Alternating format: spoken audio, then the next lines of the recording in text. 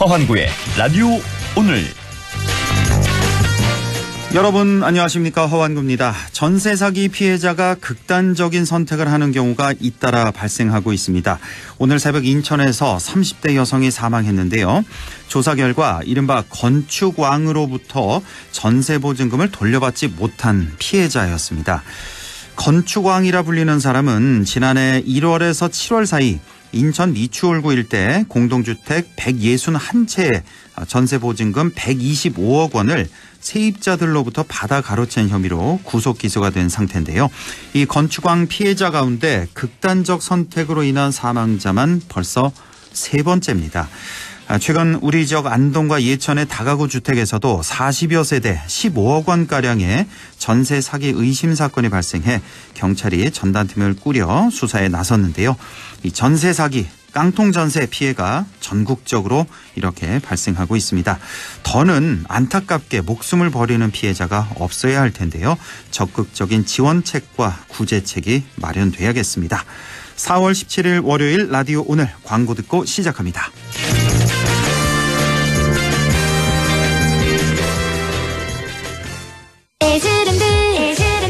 쉽고 빠른 인생 나만의 감성 굿즈 대량 옵셋 인쇄 소량 디지털 인쇄 스마트 프린트 플랫폼 에즈랜드 원하는 만큼 필요한 만큼 인쇄 에즈랜드. 도전이 없는 이변은 없었다. 가슴 뛰는 모험을 향한 완전히 새로운 모빌리티. Go Different. KG 모빌리티. KG 모빌리티 그 첫 번째 시작. 토레스 EVX 사전 계약 중. 5월 가정의 달을 맞아 관절 건강 호가는 프리미엄 골드가 사랑 가득 감사 세일을 준비했습니다. 3박스를 구입하시면 1박스를 더 드리는 특별한 기회. 사랑하는 부모님께 건강을 선물하세요. 1833-3399 건강기능식품입니다. 제조원 동진제약, 판매원 매일생활건강. 라디오 오늘 월요일 순서 시작합니다. 1부 꼭 알아야 할 우리 지역 뉴스 시원하게 정리해보는 시간, 양승진의 슬기로운 뉴스 생활 함께하겠고요. 2부 이슈 오늘에서는 영주시에서 경북 안전체험관 유치를 위한 캠페인 중이라고 하는데요. 잠시 후 영주상공회의소 조관섭 회장 연결해서 알아보겠습니다. 이어서 국립안동대학교 사학과 안상준 교수와 함께하는 안상준의 세상 읽기 이어집니다. 라디오 오늘 생방송 놓치신 분들은 유튜브로도 다시 들으실 수 있습니다. 많은 애청 바랍니다.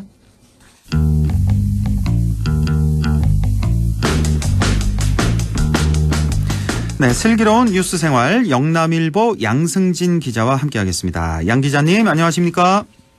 예, 안녕하세요. 예, 자, 제22대 국회의원 선거 이제 내년 4월 10일 치러지니까 이제 1년 앞으로 다가왔는데, 자, 다가올 총선에서는 군위군의 대구시 편입 등과 맞물려서 북부권에서 지역구 재편이 적지 않을 것으로 예상됩니다. 오늘은 22대 선거를 전망해 보겠는데요.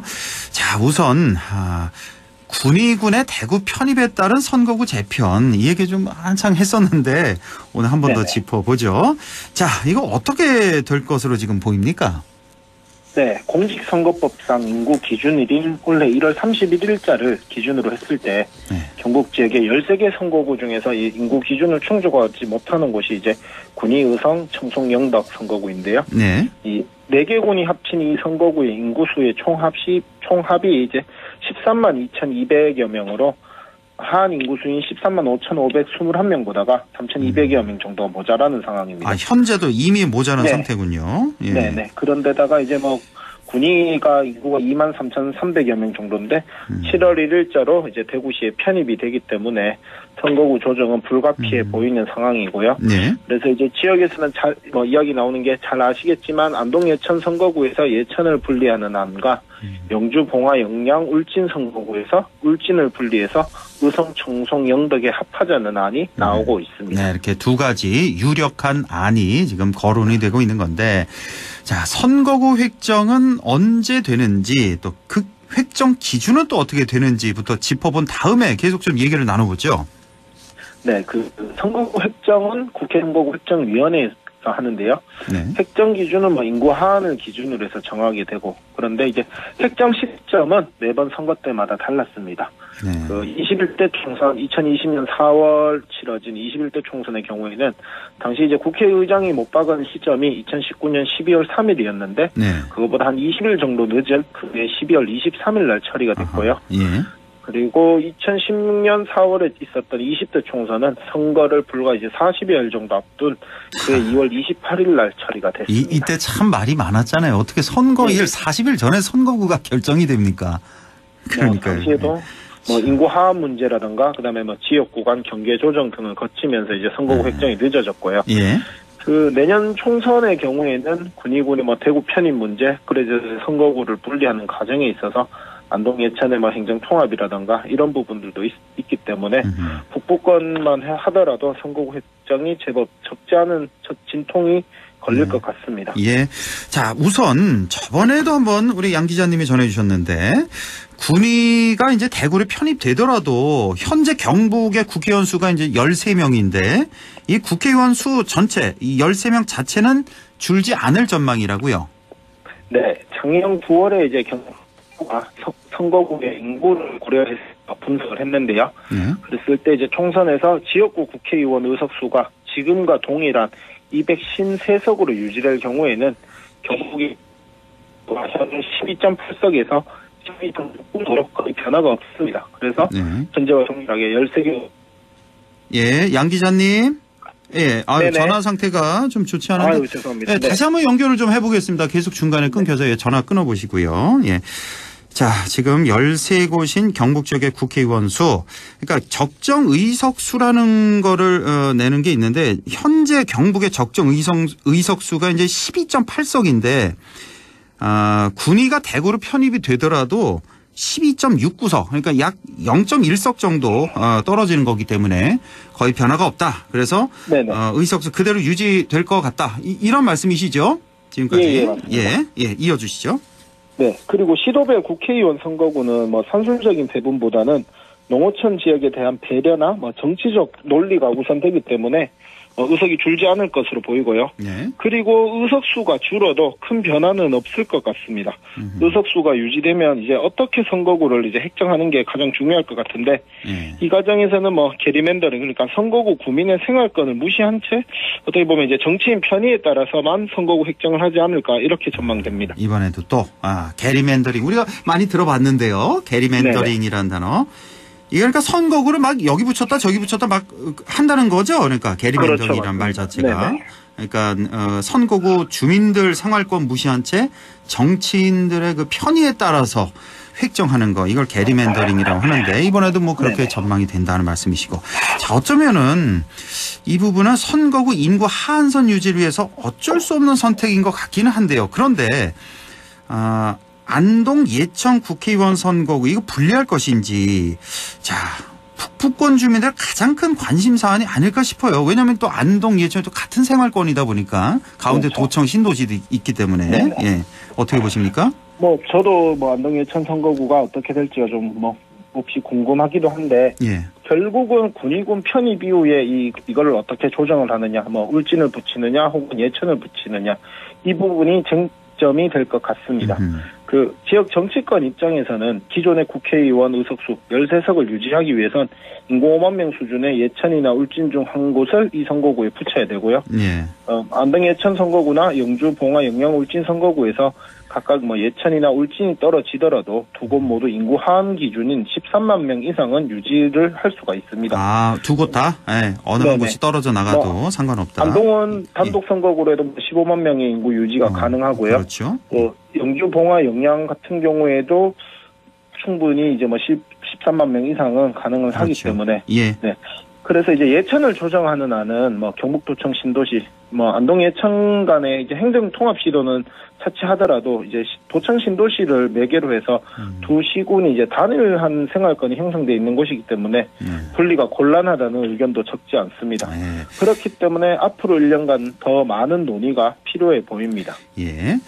자, 우리 뭐 양 기자도 마찬가지, 저도 뭐 우리는 정치인이 아니니까 그냥 객관적인 눈으로 봐서요. 그냥 한 시민의 입장에 봐서 어떻게 생각하세요? 뭐 예천 떨어져 나가는 것보다는 울진이 떨어져 나가는 게 이게 올바른 방향 아닐까 싶은데요, 그냥 우리는 뭐 정치 이해관계가 전혀 없으니까. 네, 개인적으로 어떻게 생각하세요? 개인적으로도 봤을 때 근데 그렇게 되면 연쇄적인 선거구 조정이 조금 필요해 보이기는 하거든요. 아, 울진이 이쪽으로 합해지면 연쇄적으로요? 울진을 합친다거나 뭐 예천을 합치는 안도 제가 봤을 때는 어느 정도 이제 생활권도 고려를 해야 되는 상황이 오기 때문에 예를 들어서 예천하고 영덕하고 이렇게 같은 생활권이라고 볼 수는 없는 거고 또 예천이 이쪽으로 붙는다고 했을 때 또 반대의 경우도 뭐 울진이 이쪽 선거구로 붙는다 했을 때 의성하고 울진하고는 너무 동떨어져 있는 생활권이기 때문에 맞아요. 연쇄적인 조정도 뭐 필요하지 않을까 싶어집니다. 그러니까 이거 참 저도 좀 이렇게 곰곰이 생각을 해봤는데 그냥 다 합치는 거 어때요? 우리 대선거구제로 해서 우리 경북 북부 지역을 이 4명 뽑잖아요, 국회의원. 그렇죠. 이걸 다 해가지고 그냥 총합으로 해서 4명을 뽑는 거죠. 한 선거구로 해서. 대선거구제를 한다면 어쨌든 지역주의 타파라든가 뭐 이런 부분에 있어서는 긍정적인 효과는 분명히 있을 것 같고요. 근데 이게 결국은 뭐 정치인들이 다 정하는 거잖아요. 본인들의 경선 아마 경기에 있어서 그래서 쉽지만은 않아 보입니다, 사실. 그러니까 뭐 현직 의원들이 뭐 아무래도 반대하겠죠, 그렇게 되면 현역 의원들이. 그렇죠. 현역 의원들의 반대를. 국민의힘도 지금 4석을 다 갖고 있으니까. 대선거구제 되면 한 석 정도 뺏길 수도 있으니까 또 반대할 것도 같고. 아이고, 참 어렵네요. 예. 자, 우선 이 지역구 국회의원 입장에서 좀 보죠. 이분들 입장에서는 이제 지난 3년 동안 공들여 놓은 자기 지역구잖아요. 네네. 그러니까 그렇죠. 자기 지역구 이거 바뀌는 거, 조정이 되는 거, 이거 달갑지만은 않을 것 같네요. 이분들 입장에서 그렇죠. 보면. 예. 안동 예천 지역구 국회의원이나 영주 봉화 울진 영양 지역구 국회의원 입장에서는 본인들의 이제 지역구를 놓고 이제 분리 이야기가 나오는 게 뭐 당연히 반갑지 않을 것 같고요. 3년간 의정 활동을 통해서 나름 잘 닦아둔 곳인데 당연히 그럴 것 같고 공교롭게 이제 둘 모두가 이제 초선 국회의원이거든요. 네. 그런 상황에서 특히 이제 뭐 박형수 국회의원 같은 경우에는 선거구 내 4개 시군이 묶여 있는 선거구 내에서 인구가 가장 많은 영주가 아닌 울진 출신이라는 점을 들었을 때는 이제 울진이 분리되는 것에 있어서는 뭐 재선 도전이라든가 이런 것도 쉽지 않아 보일 것 같기도 합니다. 그렇군요. 예. 네네. 그리고 이제 안동 출신인 김영동 의원 같은 경우에는 뭐 아직은 이제 안동에서 마땅한 경쟁자가 보이지 않는 점도 있지만 그간 뭐 이제 안동 예천의 행정 통합 논의라든가 이런 부분에 있어서 소극적 자세를 취했다라는 점, 뭐 이런 부분을 들면은 선거구 획정 논의가 본인 지역구를 중심으로 이뤄지는 게 재선에 유리해 보이지는 않는 게 사실입니다.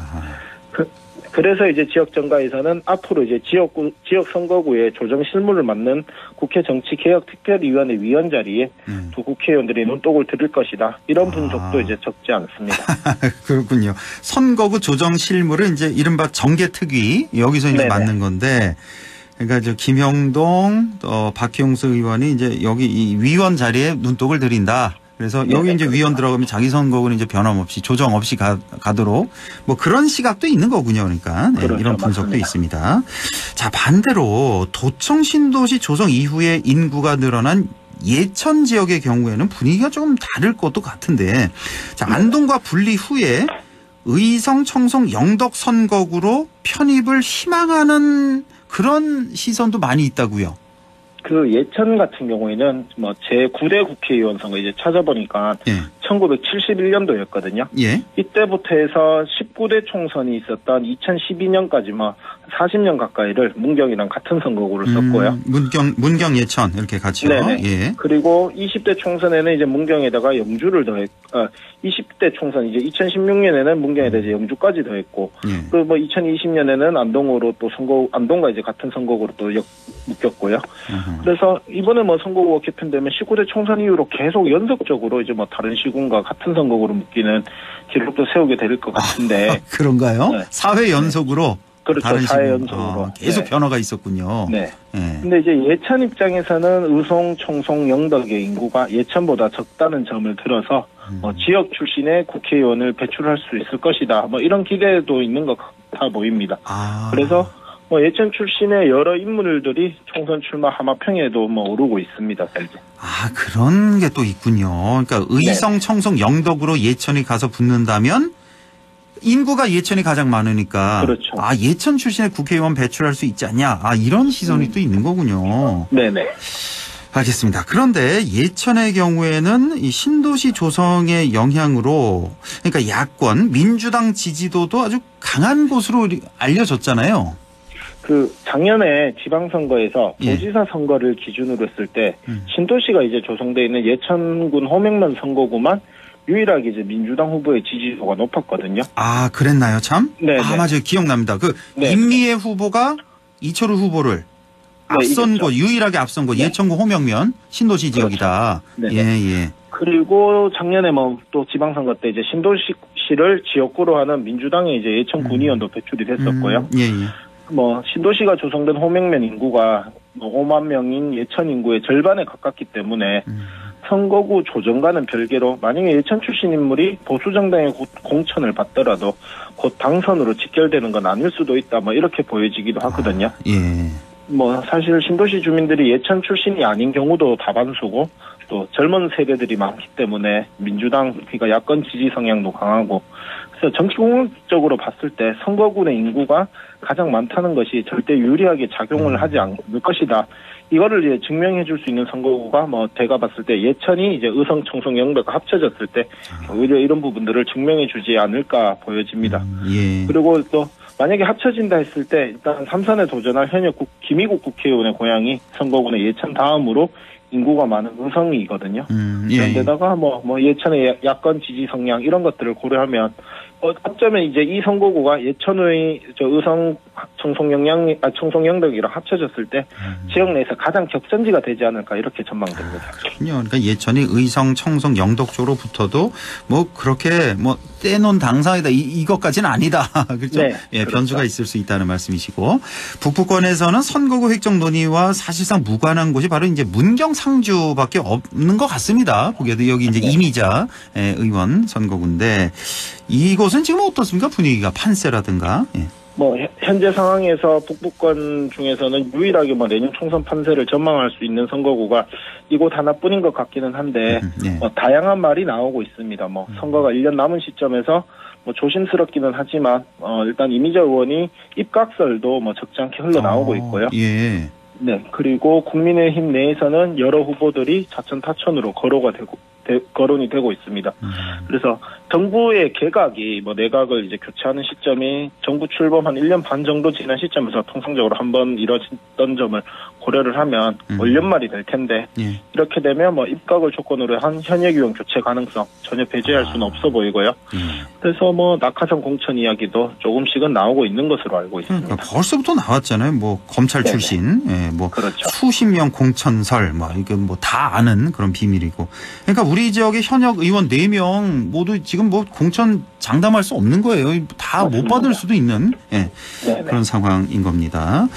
자, 아직 선거 획정 전이니까 뭐 여러 전망을 할 수 있지만 또 상당히 또 조심스러운 게 사실인데 북부권은 국회의원 선거구 크게 봤을 때 이제 4곳인데 이 가운데 3곳이 이제 선거구 조정에 영향을 받고 있는 그런 상황이네요. 문경, 상주 빼놓고는.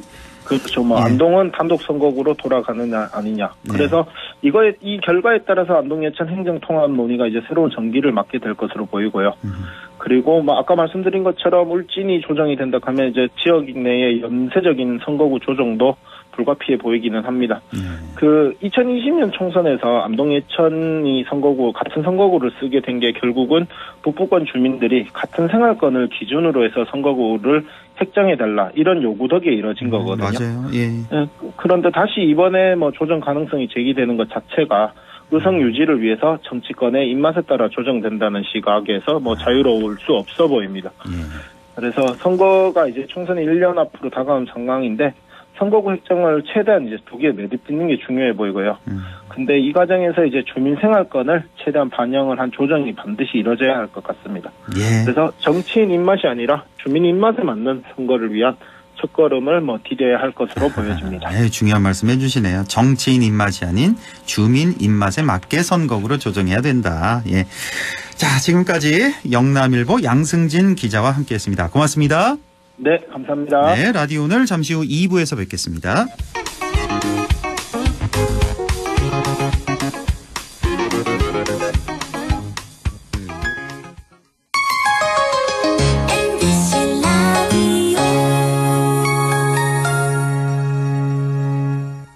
가구 살 땐 꼭 한번 가보자. 안동 명품 가구 백화점. 흑표 흑침대, 양성국 갤러리, 금성침대, 한국 가죽 소파, 장수돌 침대. 다양한 브랜드 가구를 한 곳에서 쇼핑할 수 있는 대형 가구 전시장. 안동 명품 가구 백화점. 네 얼굴 와 글러? 야근한다고 티다.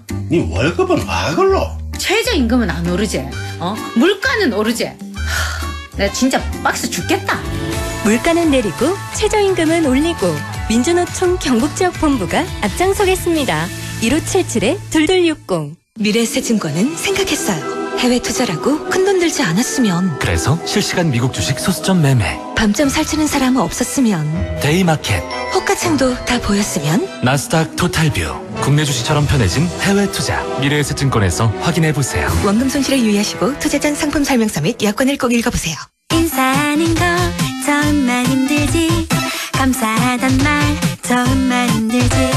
먼저 시작해봐요. 마음을 전해. 안녕하세요, 이순재입니다. 마음을 전합시다. 매일매일이 따뜻해질 겁니다. 공익광고협의회. 즐거운 MBC, 상쾌한 MBC, 언제나 우리 함께해. MBC FM for you. 100.1 MBC 라디오. 네, 6시 27분 막 지났네요. 이슈 오늘 시작합니다. 영주시에서 경북 안전체험관 유치를 위해 범시민운동을 전개 중인데요. 국가 균형발전과 경북 북부권 경제 활성화를 위해서 꼭 영주시로 와야 한다는 얘기입니다. 자, 영주 상공회의소 조관섭 회장을 연결해서 자세한 얘기 좀 들어보겠습니다. 조관섭 회장님 안녕하십니까? 예, 안녕하세요. 예, 반갑습니다. 조관섭입니다. 예. 예. 자, 지난 2021년이죠. 19대에 이어서 20대까지 이렇게 연임에 성공을 하셔서 지금 영주 상공회의소 회장으로 역임 중이신데요. 그동안의 뭐 성과, 뭐 어떤 활동을 하셨는지 좀 말씀을 먼저 좀 해 주시죠. 예. 성과라기보다는 지역 사회와 지역 상공인들을 위해 도움이 될 수 있는 일들을 하려고 노력해 왔습니다. 제가 취임하면서 2018년 지역의 가장 큰 현안 사업인 첨단배 할인 국가산업단지가 후보지로 확정되면서 상공회의소가 국가산단 조기 조성 시민추진위원회를 맡아 지금까지 5년 동안 행정기관과 함께 노력하고 있습니다. 그간 어려운 일들도 많았지만 지역사회와 시민들이 함께 힘을 보태주셔서 국가산단 조성이 순조롭게 진행되고 있습니다. 올 상반기 안에 국토부의 최종 승인만 나면은 부지 조성 사업이 시작될 것 같습니다. 그리고 상공회의소 회관 내에 비즈니스 종합 지원센터를 준공하여 기업들과 시민들의 구인구직에 도움을 드리고자 영주시 취업 지원센터를 설치 운영하고 있으며 영주시 수출기업협의회와 영주시 관광협의회를 설립하여 사무실 설치와 함께 운영을 도와드리고 있습니다. 또 생각나는 것이 코로나19 발생 초기에 영주의 소상공인들이 정부 지원을 받고자 안동까지 수차례 방문하는 어려움을 겪고 있을 때 그 어려움을 도와드리고자 긴급히 소상공인 진흥공단과 협의하여 소상공인 지원센터를 상공회의소에 설치하고 지역 상공인들의 편의를 도와드린 게 생각이 납니다. 그렇군요. 뭐 지난 5년 동안 참 하신 일들이 많네요. 그러니까 이게 상공회의소 회장이 그러니까 임기가 3년씩이든가요? 네. 그래서 3년 이제 1년 남아 있는 건데 첨단 배열인 국가산업단지 이게 뭐 1순위가 되겠고 각종 뭐 비즈니스 종합센터, 뭐 소상공인 지원센터 등등 여러 가지 또 센터를 또 많이 설립을 하셨고요. 자, 회장님께서는 지금 경북안전체험관 영주시 유치 추진단장도 또 맡고 계시잖아요. 네. 그래서 뭐 범시민 캠페인도 지금 한참 벌이고 계신 걸로 알고 있는데, 자, 우선 모르시는 분들 위해서 경북안전체험관이 무엇인지 어떤 곳인지 설명을 좀 해주시죠. 예, 안전체험관은 그 2016년도 세월호 사건 이후에 안전체험의 필요성이 본격 대두되어서 행정안전부에서 일시도 안전체험관 건립을 추진하고 있습니다. 네. 경북에서는 금년 2월에 경북안전체험관 건립 계획을 수립하였고 국비 100억, 지방비 230억 해서 총 330억을 들여서 연면적 7,000평방미터의 대규모 시설을 건립하고자 계획하였습니다. 이게 뭐 굉장히 큰 시설이군요. 네, 330억 원 규모군요. 네. 안전체험관은 일반적으로는 재난 상황을 특수시설이나 토지 가상현실을 통해서 직접 느끼게 할 수 있게 만든 시설로 위기의 정도를 체감하게 하고 사고 발생 시 반사적으로 대응할 수 있도록 평소에 교육하는 시설인데요. 화재 및 재난 상황에 있어 대피 등 안전행동에 관한 것은 이론으로만 배워서는 안 되고 체험 교육에 기반을 두어야 실제 상황에서 효과를 발휘할 수 있을 것 같습니다.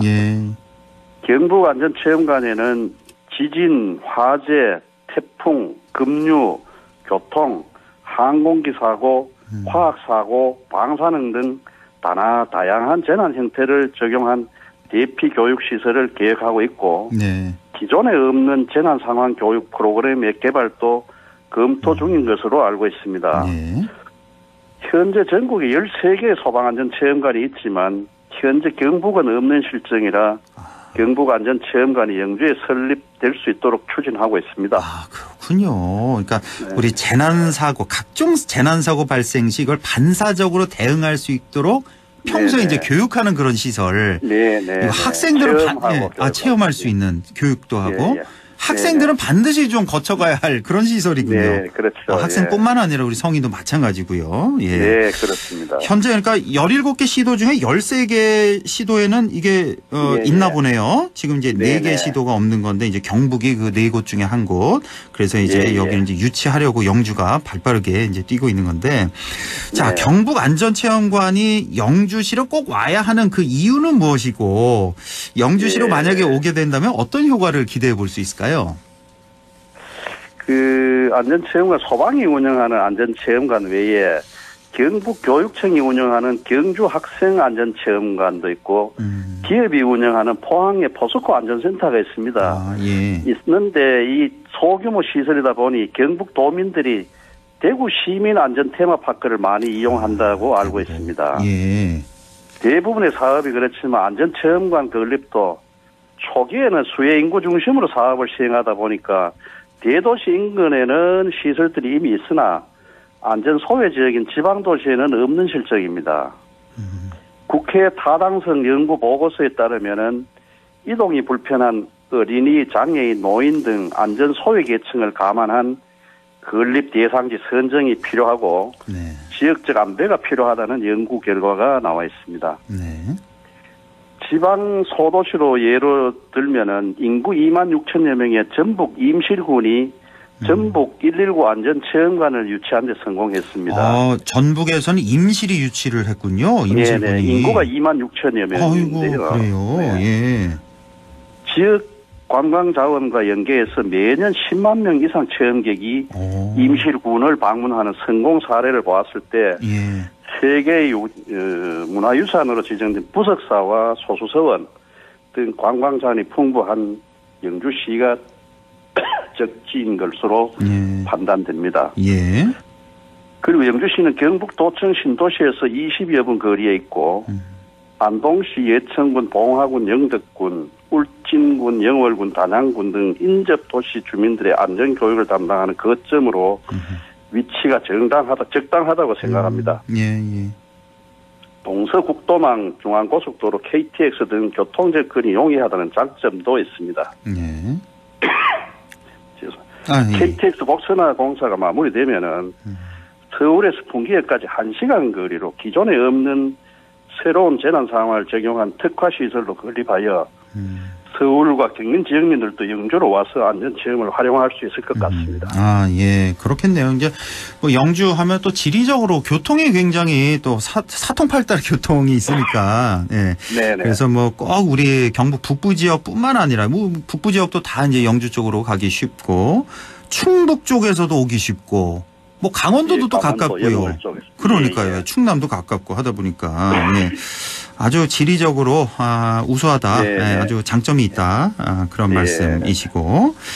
자, 그러면 현재 뭐 아까 뭐 캠페인 한다고 제가 이렇게 유치 캠페인을 벌이고 계시다고 소개를 해드렸는데 예, 유치 활동을 열심히 하고 있습니다. 유치 활동 뭐 구체적으로 어떤 식으로 하고 계십니까? 예, 우리 그 영주는 지난 3월 7일 날 경상북도 안전체험관 영주시 유치 추진단을 구성하여 발대식을 시작으로 범시민 서명 운동을 추진하고 있습니다. 네.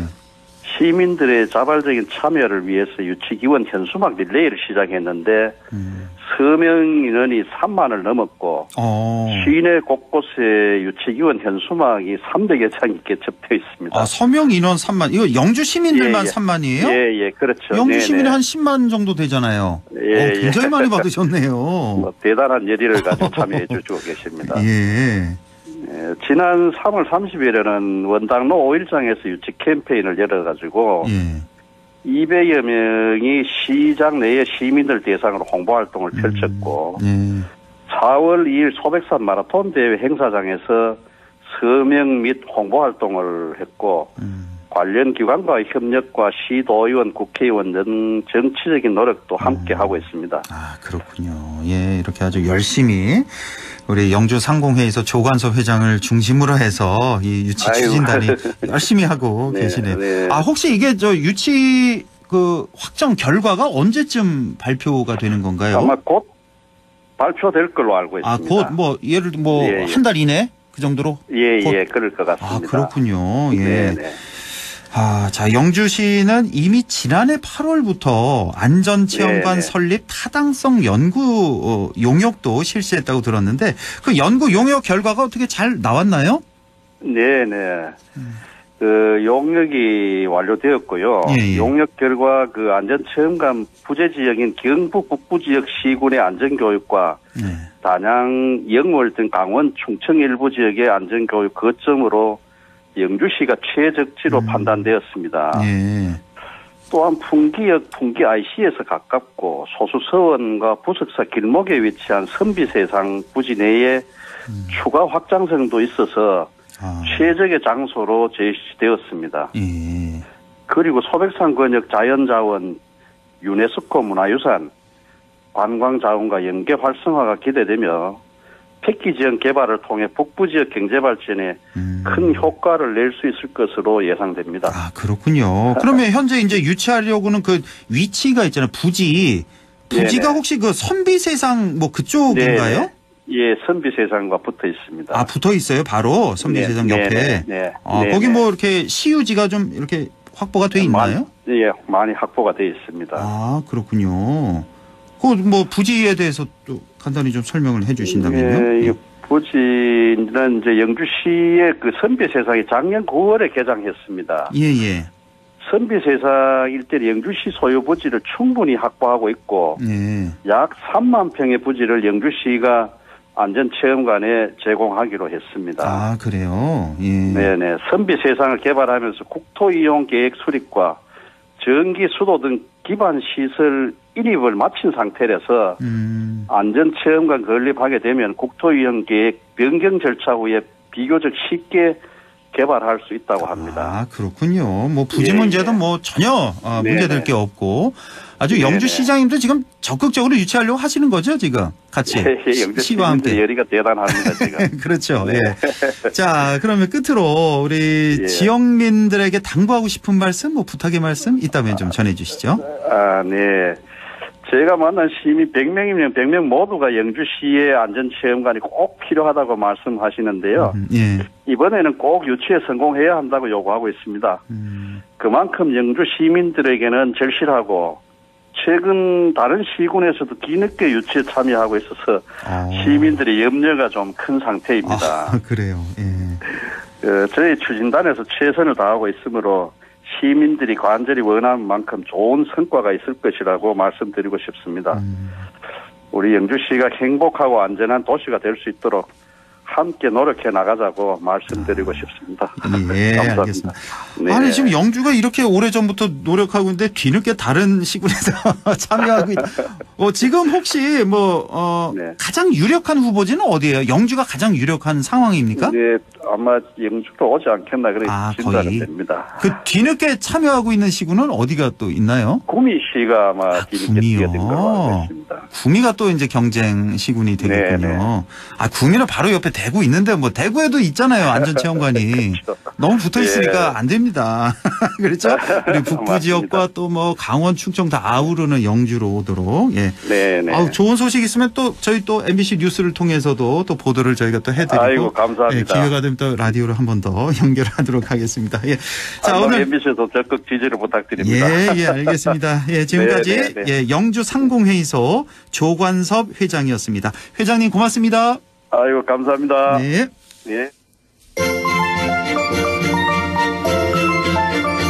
네, 안상준의 세상 읽기 바로 이어가도록 하겠습니다. 오늘도 국립안동대학교 사학과 안상준 교수 연결돼 있습니다.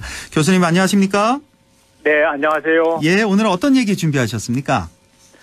예, 오늘은 이 현 정부의 기억 문화 또는 기억 투쟁이라고 하는 역사를 둘러싼 해석을 통해서 뭔가 좀 정치권을 바꿔보려고 하는 그런 문제에 대해서 한번 살펴보려고 합니다.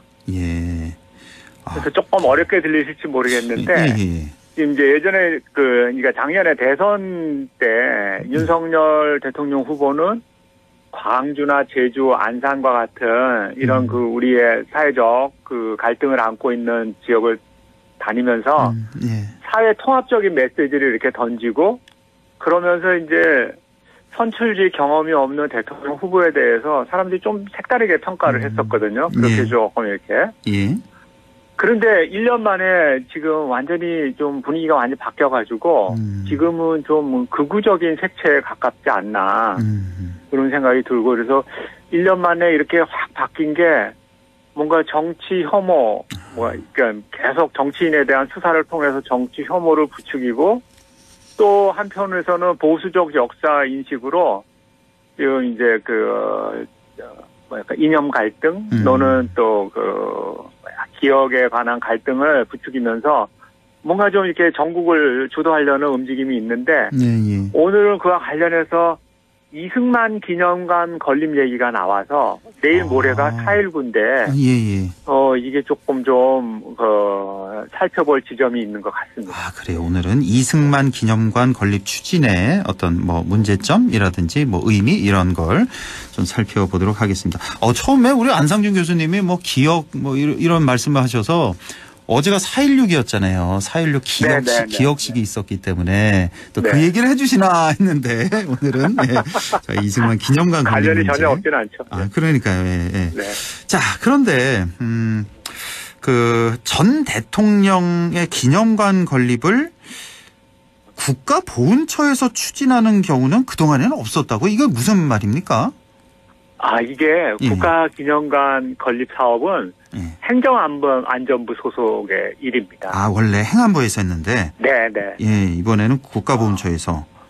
그래서 저도 이제, 이게 처음 보도가 나온 게 4월 4일일 거예요. 이 기사를 읽다가 국가보훈처에서 이승만 기념관을 건립한다 그래서, 이게 뭐지? 국가보훈처에서 왜 이런 일을 하지? 그러고 있다가 이제 궁금해가지고 기사를 자세히 읽어봤는데, 그러니까, 우리가 기억하는 이승만, 그러면은, 우리 대한민국 초대 대통령. 그러면 대통령의 기념관이 당연한 것 같은데, 국가보훈처에서 이승만 기념관, 그러니까, 이게 지금 뭔가 독립운동가로서의 이승만을 기리는 사업이라고 얘기를 해서, 이게 무슨 맥락인지 잘 모르겠어요. 그래서 조금 더 들여다봤더니, 대통령 기념관은 사실은 이 전직 대통령의 업적을 기리는 민간 단체 요구에 따라서 일정한 법규를 그 적용해서 행안부에서 지원하고 건립한다고 합니다. 예. 그래서 노무현 재단이 이제 노무현 기념관을 요청해서 이렇게 행안부에서 한 것처럼 이렇게 하는데 예. 이거는 좀 다른 형식으로 나온 이유가 있지 않을까 이래서 가만히 이렇게 보니까 아무래도 지금 뭔가 전국이 꼬여 있는 상태에서 이 지금 보수를 결집하는 그런 하나의 이 정치적 노선을 이렇게 확실하게 하려는 그런 그 일환으로 보이면서 저는 지금 이제 이 현 정부 특히 이제 윤석열 대통령이라든지 또는 이제 교육부 장관이 보여주는 행보를 보면은 확실히 작년하고는 분위기가 많이 달라졌고 이 뉴라이트 역사인식을 중심으로 해서 보수의 아성을 만들려는 게 이런 정치적 행보하고 무관하지 않은 것 같아요. 그러니까 지금 이승만 기념관 건립하는 게 뭐 순수한 어떤 의미, 취지에서 건립하려는 게 아니라 만약 순수하게 건립했으면은 전직 대통령에 대한 예우 차원에서 행안부에서 그동안 쭉 해왔는데 이번에 그렇죠. 국가보훈처에서 독립유공자 이승만을 기리는 사업을 한다. 그러니까 이건 조금 정치색이 짙은 거 아니냐. 생뚱맞다. 예, 이런 지적, 아주 예리한 그런 지적이시네요. 자, 그나저나 아까 잠깐 말씀하셨는데 뭐 윤석열 대통령 역사관이 후보 시절과는 많이 달라진 것 같다.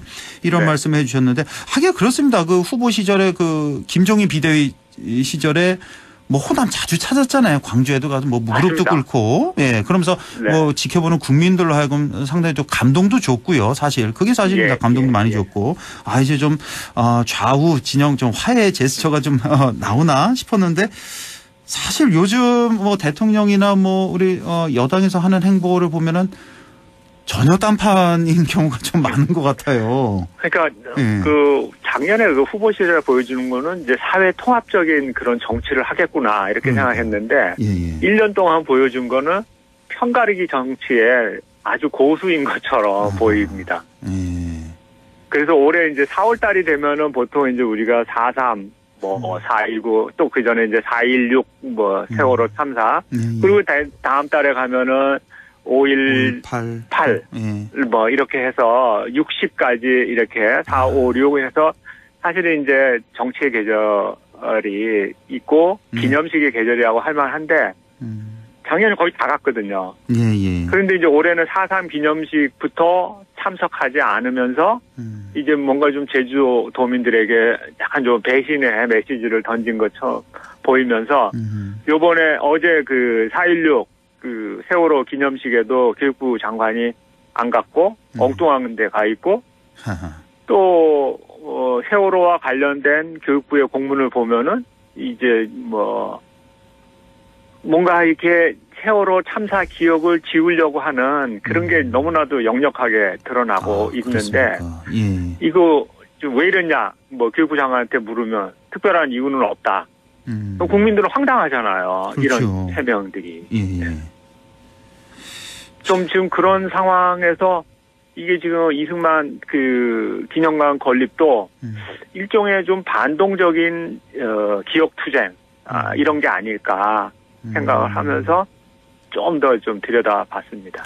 반동적인 기억 투쟁 아니냐? 말이 조금 이렇게 쉽지는 않네요.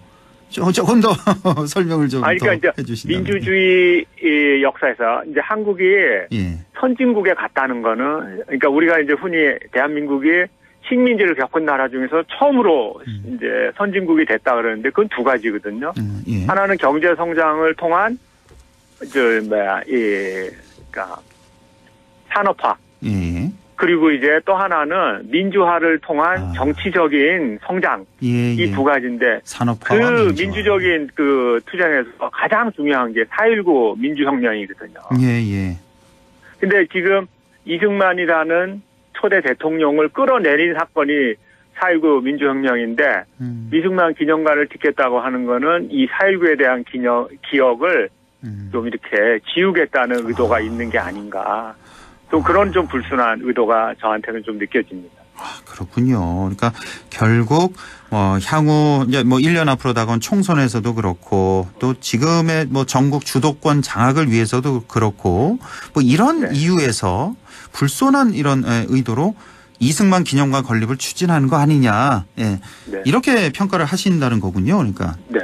보수 쪽에서는 뭔가 지금 우러를 사람이 필요하잖아요. 그걸 결집할 수 있는 인물이. 근데 제가 봤을 때는 당연히 박정희 대통령이 그 보수의 아이콘으로서 등장을 해야 되는데 마땅한데 사실 지금 현 대통령이 검사 시절에 박정희의 딸 박근혜를 감옥에 보내고 또 박정희를 따라서 경제대통령을 했던 이명박이 또 보내고 본인 스스로 그렇게 해놓고 박정희를 내세우는 거는 약발이 안 막히잖아요. 또 그런 게 있나요? 네. 그리고 이제 대안으로 나온 게 제가 보기에는 이승만인 것 같아요. 그래서 그래서 행안부를 통해서가 아닌 국가보훈처를 통해서 독립운동가로서의 이승만을 기리는 그렇게 해서 기념관에 일단 건립을 하고 좀 이렇게 앞으로는 보수의 아이콘 이승만 이쪽으로 가려고 하는 의도 아니냐 이렇게 보시는 건가 보네요. 저는 그렇게 봅니다. 이제 사실은 이제 그 초대 대통령 이승만에 대한 그 평가는 뉴라이트 역사 쪽에서는 역사가들 쪽에서는 굉장히 지금 적극적으로 밀고 있고 이승만 학당이라든지 이승만 재단이라든지 여러 가지 제가 알기로는 많은 걸로 알고 있어요. 그러면서 이제 자유민주주의라는 가치를 처음 열어준 사람이 나중에 역사적 평가는 어떻더라도 그들이 말하는 역사적 팩트로서는 이승만이 그렇게 하지 않았느냐. 그러니까 그거를 인정을 하자. 그런데 이제 지금까지 우리 국민 정서라든지 우리가 역사책에서 배운 거는 이승만은 어쨌든 간에 독립운동가든 대통령이 다 했지만 결국은 4.19 민주혁명에 의해서 끌어내려온 인물로서 지금 독재자의 이 이미지가 강한 사람 아니냐 하는 게 제가 볼 때는 보편적인 우리 국민들의 정서라고 생각을 하는데 거기에 맞서서 뉴라이트 이제 극우적인 역사가들은 그런 거는 알겠는데 그래도 일제강점기를 넘어서 대한민국의 초대 대통령으로서 저는 이게 정확하게는 말씀드리기는 좀 그렇지만은 50년대의 경제 성장 또 60년대의 우리의 경제 성장을 위해서 그리고 초석을 다지지 않았냐 이런 해석도 있는 걸로 알아요. 그렇지만 저는 그렇게 좀 평가하기보다는 그래도 우리 국민들이 갖고 있는 정서가 있기 때문에 좀 무리가 따르지 않냐. 저는 이렇게 봅니다. 전직 대통령 누구나 다 공과가 다 있는 거고 또 바라보는 시각이 또 다양할 수밖에 없는 거고. 자, 그런데 최근에 김재원 전 의원 때문에 5.18 정신 헌법 전문에 수록하는 말이 그게 아주 한창 시끄러웠는데 사실 4.19 정신 같은 경우는 분명히 헌법 전문에 실려 있는 거잖아요. 그렇죠? 그렇죠. 그래서 이승만에 대한 기억을 부활시키는 거는 사실 헌법에 위배되는 행위이기 때문에 원천 봉쇄돼 있는 거예요. 원천 봉쇄돼 있다. 헌법 전문에 실려 끌어내려고 하는 거죠. 4.19 정신. 자, 이제 1분 남았는데 오늘 결론 마무리 말씀해 주시죠. 저는 좀 우려되는 게 지금 국가보훈처의 뜻대로 이승만 기념관이 건립이 된다면 여기는 이제 대한민국 보수의 아성이 될 것 같고요. 그리고 나면은 곧이어서 아마 대통령 기념관으로서 전환이 될 것 같아요. 그러면 결과적으로는 봤을 때는 우회로를 통해서 이승만을 역사적으로 완전히 복권시키는 거거든요. 만약 이렇게 됐을 때 대한민국 정통성을 놓고 또 이제 우리 사회는 반쪽이 날 겁니다. 그러니까 좌우로 이제 또 엄청난 이념 갈등을 해야 될 거고 저는 굳이 이렇게까지 해서 우리 후세들에게 또 다른 갈등의 씨를 심어주는 건 우리 세대가 후세에게 죄를 짓는 게 아닌가 그런 생각이 들고요. 그래서 국회가 좀 이건 좀 막아줬으면 하는 바람입니다. 알겠습니다. 오늘 이렇게 이승만 기념관 건립의 의도, 의미에 대해서 좀 깊이 있게 들여다봤습니다. 자, 지금까지 국립안동대학교 사학과 안상준 교수와 함께했습니다. 교수님 고맙습니다. 네, 안녕히 계세요. 네.